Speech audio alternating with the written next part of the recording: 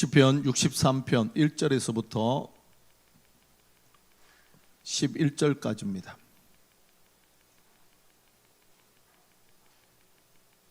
다 찾으셨나요? 한 절씩 읽고 11절을 함께 읽습니다. 제가 먼저 1절을 읽습니다. 하나님이여, 주는 나의 하나님이시라. 내가 간절히 주를 찾되 물이 없어 마르고 황폐한 땅에서 내 영혼이 주를 갈망하며 내 육체가 주를 앙모하나이다.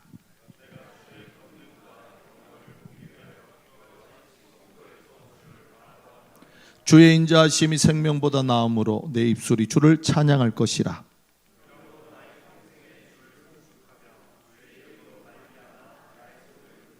골수와 기름진 것을 먹음과 같이 나의 영혼이 만족할 것이라. 나의 입이 기쁜 입술로 주를 찬송하되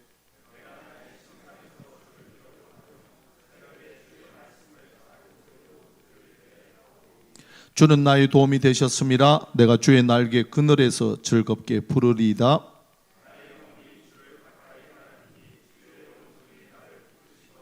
나의 영혼을 찾아 멸하려 하는 그들은 땅 깊은 곳에 들어가며 왕은 하나님을 즐거워하리니 주께 맹세한 자마다 자랑할 것이나 거짓말하는 자의 입은 막히리로다. 아멘. 할렐루야. 오늘 밤 하나님이 주시는 말씀을 통해 힘을 얻고 용기를 얻는 이 밤이 되길 축복합니다. 저희 집에 가면 몬스테라라는 식물이 있습니다. 귀한 분에게 선물을 받았는데요, 아내가 선물을 받으면서 이건 나의 꿈이야 하며 잘 키우겠다, 열심히 키우겠다고 다짐을 했습니다. 그러다가요, 시간이 가고 날이 가는데 무럭무럭 잘 자라는 게 아니라 시름시름 힘을 잃더니 죽어갑니다. 이걸 보고 아내가 안 되겠다 싶어서 다 죽어가던 화초에 물도 주고 정성을 쏟았어요.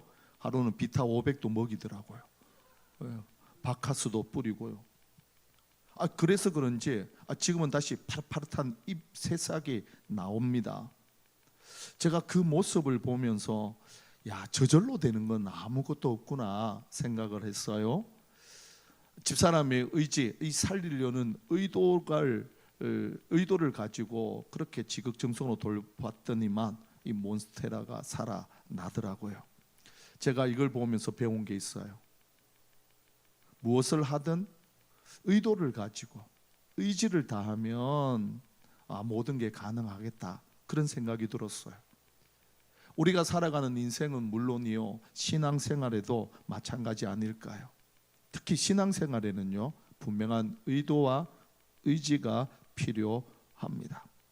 제가 최근에 의도적으로 하나님을 힘써하려고 노력을 합니다. 그래서 하나님의 말씀을 더 가까이 하고 말씀을 읽으려고 노력을 하는데요, 또 하나 제가 최근에 의지를 가지고 의도적으로 훈련하는 게 있어요. 저의 생각과 판단을 버리고 늘 하나님을 주목하려고 합니다. 제 자신을 부인하고 순간순간 하나님 어떻게 하면 좋을까요? 하나님이라면 어떻게 하실까? 그러면서 훈련을 해요. 그리고 제가 오늘 설교를 준비하면서 질문을 해봤습니다. 내가 가장 원하는 게 뭘까? 장동이, 너는 가장 원하는 게 뭐야? 하나님이 내게 한 가지만 구하러 한다면 무엇을 구할 거야? 제가 최근에 질문을 던졌어요. 성도님들은 어떠세요? 요즘 어떻게 사십니까? 의지를 가지고 의도적으로 생활하면서 혹시 거기에 몰입하는 것이 무엇이 있을까요? 하나님께서 그런 성도들의 모습을 보면서 성도님들에게 너의 소원이 뭐야? 내가 너에게 한 가지를 이루어 준다면 너는 무엇을 구할 거야? 물으신다면 무엇을 소원으로 기도하시겠습니까? 경제적으로 어려운 분은 하나님, 저 돈 좀 주세요. 좀 돈 마음껏 쓰고 좀 나누고 섬길 수 있는 사람이 되었으면 좋겠다, 그렇게 기도할 것 같아요. 몸이 아프신 분들은 하나님, 이 아픈 몸 좀 치료해 주십시오, 기도하지 않겠습니까? 제가 던진 질문에는요, 내가 세상에서 가장 소중하게 또 귀하게 여기는 게 무엇인지 드러납니다.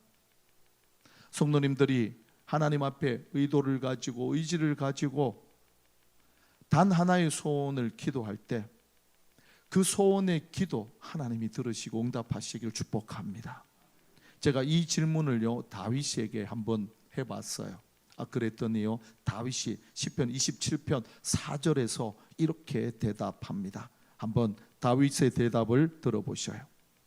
내가 여호와께 바라는 한 가지 일 그것을 구하리니 곧 내가 내 평생에 어디에요? 여호와의 집에 살면서 여호와의 아름다움을 바라보며 그의 성전에서 사모하는 그것이라. 그러니까 다윗의 평생 소원 한 가지가 뭐냐? 내 평생 소원은 하나다. 하나님의 집, 그러니까 여호와의 임재 가운데 사는 것. 그것이 바로 나의 단 하나의 소원이다. 그렇게 말을 해요. 다윗은요 늘 의도와 의지를 가지고 하나님 앞에 이 소원을 기도했습니다.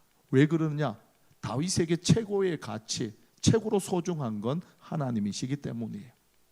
이스라엘의 왕, 그 자리는요 다윗에게 중요한 게 아니에요. 왕자리에 있어도 되고 왕자리에서 내려와도 괜찮아요. 그가 가지고 있는 부귀영화 있어도 되고 없어도 괜찮아요.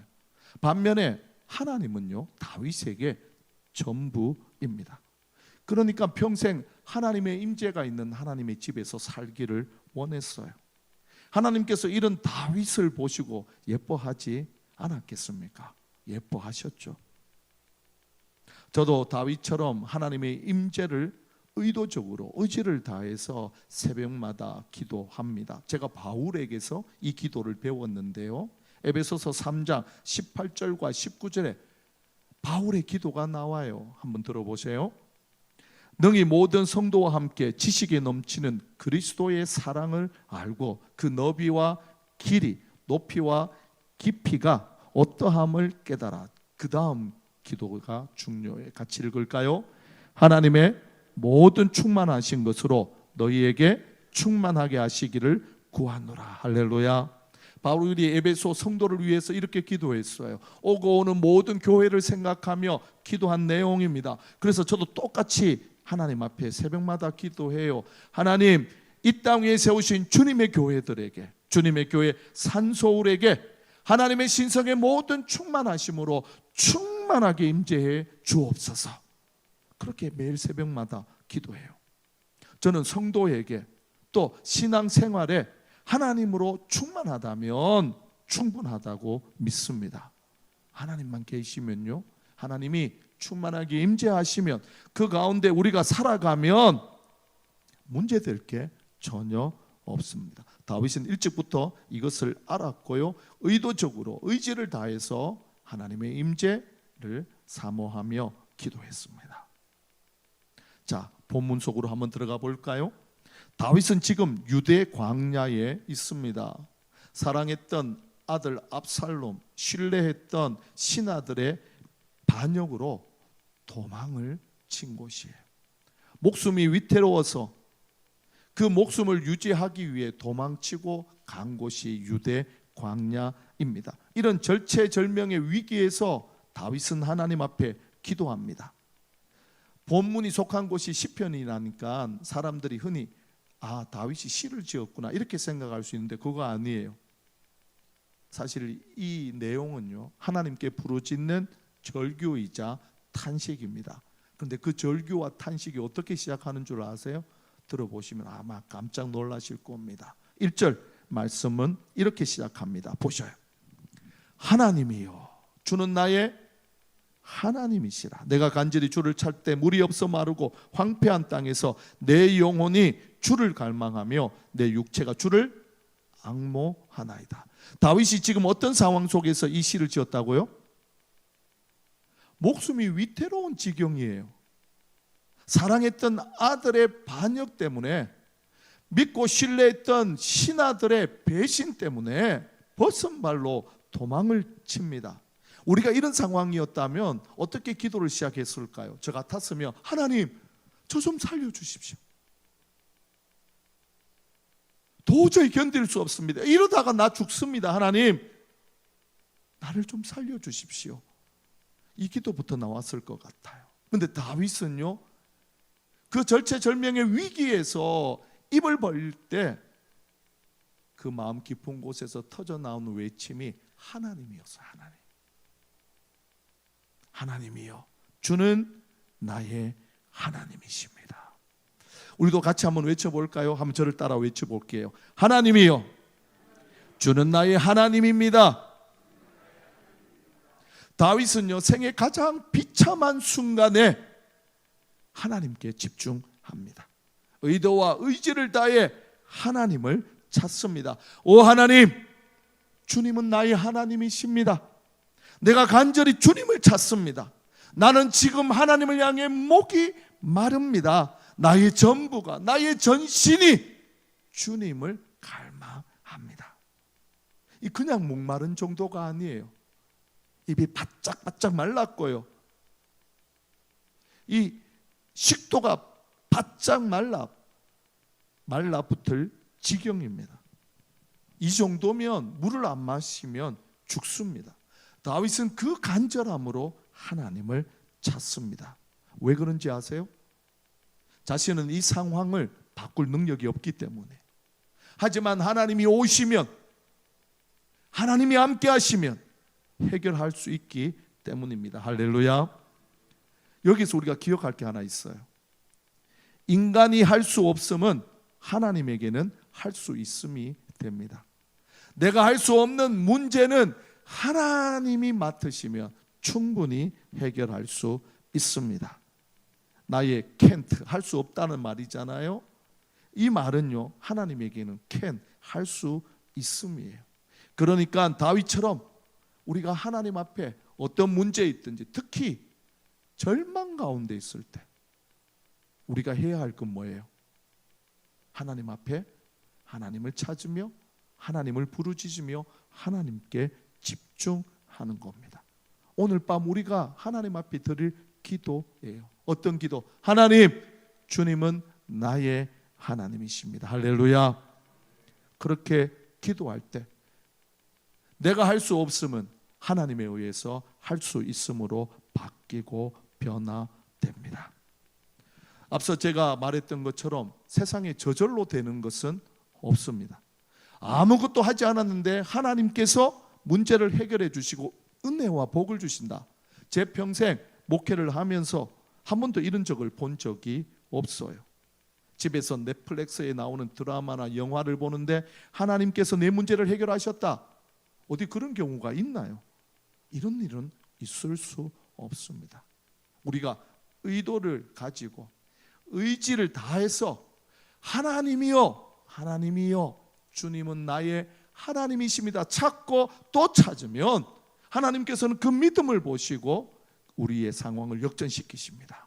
오늘 밤 이런 의도와 목적을 가지고 하나님을 찾는 하나님의 사람이 되시길 축복합니다. 자, 그렇다면 묻고 싶어요. 우리가 하나님의 임재를 구한다, 하나님이 함께 하심을 기도한다. 과연 이건 구체적으로 무엇을 말하는 것일까요? 그건 다른 게 아닙니다. 하나님의 말씀을 구하는 거예요. 하나님은요, 우리에게 말씀을 통해 대화합니다. 우리가 성경을 열고 그 성경을 읽고 묵상하면 하나님은 성경을 통해 우리에게 뚜벅뚜벅 걸어오셔서 이야기를 하시고 대화를 나눕니다. 그래서 다윗은요, 하나님의 말씀을 필사적으로 구합니다. 여기에 자기의 생명이 달렸기 때문이에요. 자, 6절 말씀을 보셔요. 6절 말씀을 우리 함께 읽습니다. 내가 나의 침상에서 주를 기억하며 새벽에 주의 말씀을 작은 소리를 엎조릴 때 하오리니. 자, 저는 여기에서 침상이라는 단어가 마음에 울컥하며 다가왔어요. 과연 다윗이 지금 이 상황 속에서 침상에 누워 잠을 청할 수 있습니까? 아니요, 잠을 청할 수 없는 시간입니다. 그런데도 그는 침상에서 주를 기억합니다. 우리의 인생은요, 상황을 어떻게 해석하느냐에 따라서 완전히 길이 달라집니다. 다윗이 만일 자신의 상황만 생각했다면 불안과 공포에 떨며 잠을 못 이루었을 겁니다. 잘 수가 없었던 거죠. 하지만 다윗은요, 그 순간 침상에서 주님을 기억합니다. 주님으로 자신의 생각과 마음을 꽉 채웁니다. 과거에 자신의 삶을 돌아보니까 하나님께서 행하신 일들이 눈에 보이는 거예요. 생각이 나는 겁니다. 그렇게 하나님을 생각하니까 자신의 상황을 객관적으로 볼 수 있어요. 자신의 인생을 객관적으로 보는 건 너무너무 중요합니다. 요즘 제가 집사람과 많은 대화를 최근에 나누고 있어요. 그중에 제가 아내의 모습을 관찰하면서 제가 느낀 걸 아내에게 이야기를 합니다. 어제는 유난히 제 말을 잘 듣고 경청하더라고요. 그리고 난 다음에 제게 이렇게 이야기했어요. 당신 말을 통해 내가 나를 객관화할 수 있게 되었어요. 무슨 말인지 아시겠어요? 자기가 자신을 잘 모르는 거예요. 최근에 의사 선생님을 만나서 대화도 해보고 또 여러 선배 목사님들도 만나서 대화를 좀 하면서 시간을 보냈습니다. 그러다가 어제 그런 아내의 모습을 보면서 당신이 의사 선생님 또 여러 사모님 만나서 이야기할 때 전부 다 이렇게 제가 이야기를 좀 구체적으로 해줬어요. 그랬더니 제 말을 듣고 자기가 어떤 사람인지를 좀 객관적으로 볼 수 있게 됐다, 그 이야기를 하더라고요. 여기에서 사실 많은 문제가 풀립니다. 다윗도 마찬가지예요. 아들에게 쫓겨 도망을 치다가 유대 광야까지 갔어요. 거기에서 객관적으로 자신을 보지 않고 자기 느낌, 자기 생각, 두려움, 염려 속에 함몰되었다면요, 그는 거기에서 끝이 났을 거예요. 거기에서 그는 죽었을 거예요. 그런데요, 하나님을 생각합니다. 지금까지 자신에게 은혜를 베풀어 주신 하나님을 기억하고 그 하나님 앞에 서 있는 자신을 봤어요. 이 객관하거든요. 그랬더니 하나님께서 자기 인생을 어떻게 이끌어 오셨는지가 보이는 거예요. 내 인생은 나의 인생이 아니었구나. 내가 주도하며 살아온 것도 아니고 하나님의 뜻을 이루신, 하나님이 만드신 인생이구나. 그렇다면 내가 처한 인생도, 내가 지금 처한 환경도 하나님께서 하나님의 뜻을 따라 해결하시고 인도하시겠다. 이게 다윗의 고백이자 시편 63편 전체에 흐르는 다윗의 신앙입니다. 이렇게 주님을 생각하고 난 다음에 곧장 다윗이 무엇을 합니까? 주의 말씀을 작은 소리로 읊조리겠다, 그렇게 결단을 하고 하나님의 말씀을 묵상해요. 여기에 문제 해결의 키가 있어요. 왜 우리가 하나님의 말씀을 간절히 필사적으로 찾고 또 찾고 그 말씀을 읽고 묵상해야 하는지 이유가 성경에 나와요. 시편 107편 19절과 20절이에요. 자, 시편 107편 19절과 20절 말씀을 보세요. 이에 그들이 그들의 고통 때문에 여호와께 부르짖으매 그가 그들의 고통에서 그들을 구원하시되. 어떻게 구원하시느냐? 20절입니다. 함께 읽습니다. 그가 그의 말씀을 보내 그들을 고치시고 위험한 지경에서 건지셨도다. 할렐루야.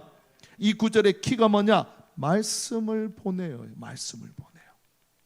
하나님의 백성이 위기에 처해 있습니다. 위험한 가운데 있습니다. 두려움이 밀려왔어요. 그때 하나님, 나를 건져 주시옵소서, 나를 구해 주시옵소서 간절히 부르짖어 기도했습니다. 그런데 하나님께서 그 기도를 들으시고 응답하시고 구원하시는데요, 무엇을 보냈다고요?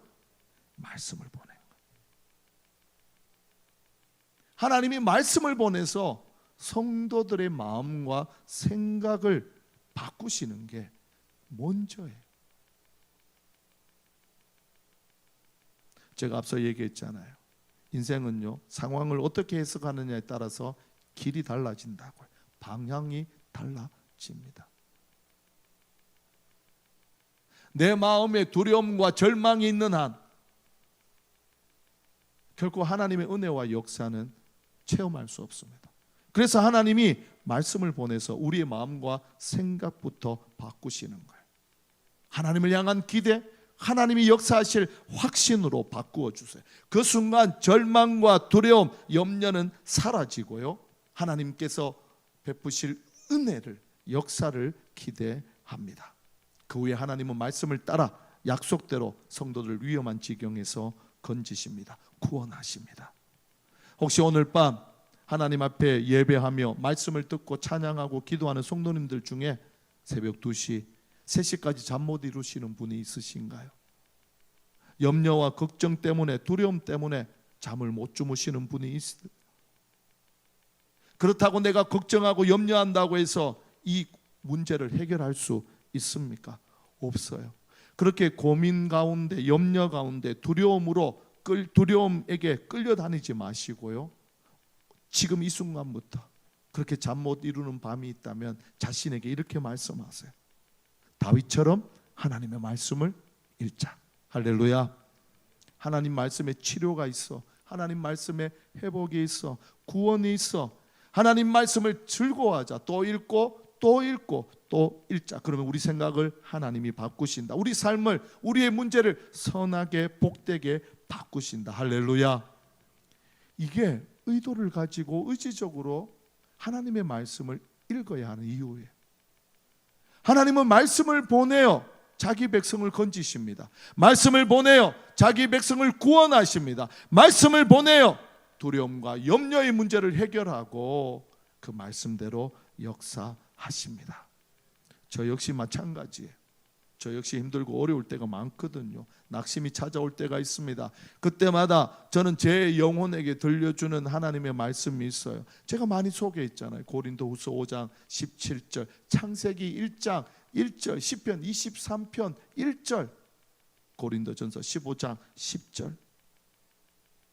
늘 제 영혼에게 들려줘요. 그리고 최근에 계속 성도들에게 도전하는 말씀이 시편 107편 17절로부터 19절이에요. 지난 금요 성령 집회 때 기도회를 인도하면서 성도님들에게 소개했던 말씀이에요. 혹시 기억나시나요? 자, 보셔요. 시편 109편 17절과 19절입니다. 보여주세요. 그가 저주하기를 좋아하더니 그것이 자기에게 임하고 축복하기를 기뻐하지 아니하더니 복이 그를 멀리 떠났으며 또 저주하기를 옷 입듯 하더니 저주가 몸같이 그의 몸 속으로 들어가며 기름같이 그의 뼈 속으로 들어갔나이다. 저주가 그에게는 입는 옷 같고 항상 띠는 띠와 같게 하소서. 저는 이 말씀을 이렇게 거꾸로 읽어요. 자, 보셔요. 시편 109편 17절과 19절을 이렇게 거꾸로 읽으셔요. 우리 같이 한번 거꾸로 읽어볼까요? 그가 축복하기를 좋아하더니 그것이 자기에게 임하고 축복하기를 기뻐하더니 복이 그의 곁에 머물며 또 축복하기를 옷 입듯 하더니 축복이 물같이 그의 몸 속으로 들어가며 기름같이 그의 뼈 속으로 들어갔나이다. 축복이 그에게는 입는 옷 같고 항상 띠는 띠와 같게 하소서. 할렐루야. 세상이 주는 염려, 세상이 주는 걱정, 세상이 주는 모든 두려움들은요, 유해한 저주에 불과해요. 아니, 그런 저주를 매일 날마다 생각하고 입을 벌려서 자신에게 말한다며 그 저주를 옷 입으며 사는 것과 똑같아요. 아니, 이렇게 사시겠어요? 아니면 우리를 건지시고 구원하시고 새롭게 하시고 역사하시는 하나님의 말씀으로 자신을 축복하고 아내와 남편을 축복하고 자녀를 축복하며 교회를 축복하며 그 축복을 옷 입으며 매일 사시겠어요? 오늘 이 밤 결정하셔야 돼요. 다윗은요, 하나님의 말씀을 선택했어요.